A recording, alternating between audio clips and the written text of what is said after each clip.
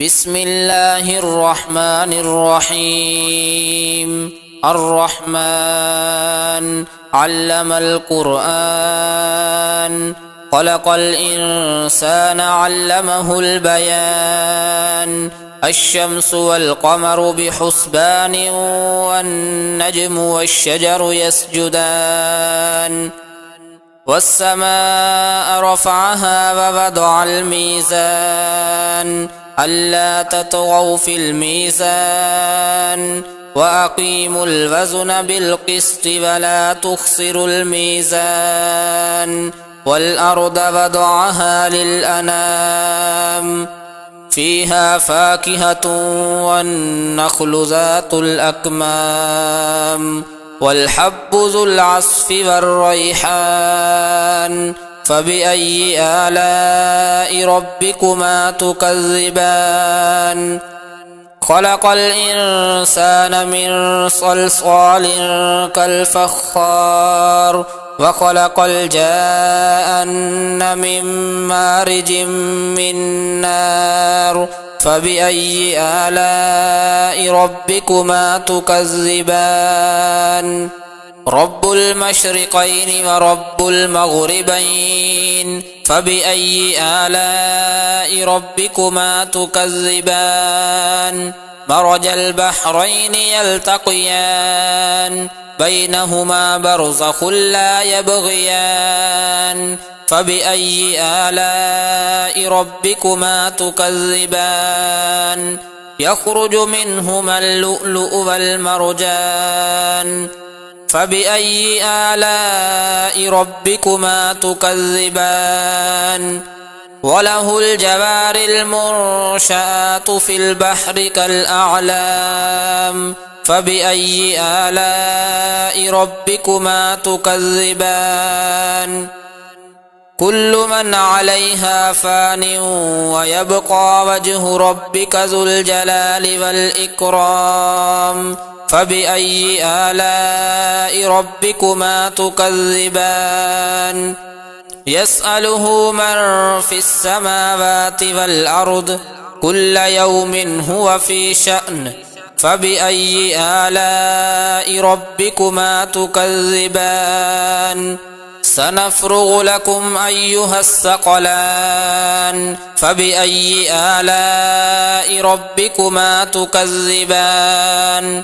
يا معشر الجن والإنس إن استطعتم أن تنفذوا من أقطار السماوات والأرض فانفذوا، لا تنفذون إلا بسلطان. فبأي آلاء ربكما تكذبان؟ يرسل عليكما شواظ من نار ونحاس فلا تنتصران. فبأي آلاء ربكما تكذبان؟ فإذا انشقت السماء فكانت وردة كالدهان. فبأي آلاء ربكما تكذبان؟ فيومئذ لا يسأل عن ذنبه إنس ولا جان. فبأي آلاء ربكما تكذبان؟ يعرف المجرمون بسيماهم فيؤخذ بالنواصي والأقدام. فبأي آلاء ربكما تكذبان؟ هذه جهنم التي يكذب بها المجرمون، يطوفون بينها وبين حميم آن. فبأي آلاء ربكما تكذبان؟ ولمن خاف مقام ربه جنتان. فبأي آلاء ربكما تكذبان؟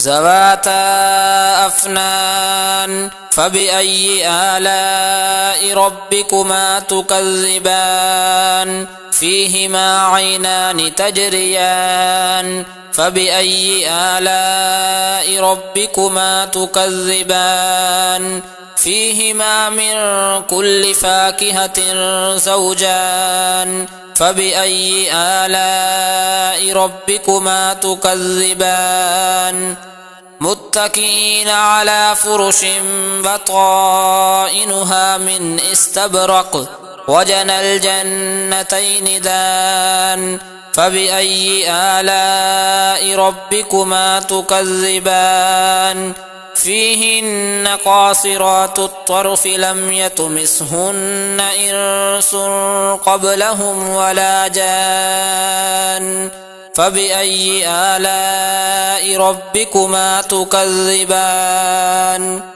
كأنهن الياقوت والمرجان فبأي آلاء ربكما تكذبان هل جزاء الإحسان إلا الإحسان فبأي آلاء ربكما تكذبان ومن دونهما جنتان فبأي آلاء ربكما تكذبان مدهامتان فبأي آلاء ربكما تكذبان فيهما عينان نضاختان فبأي آلاء ربكما تكذبان فيهما فاكهة ونخل ورمان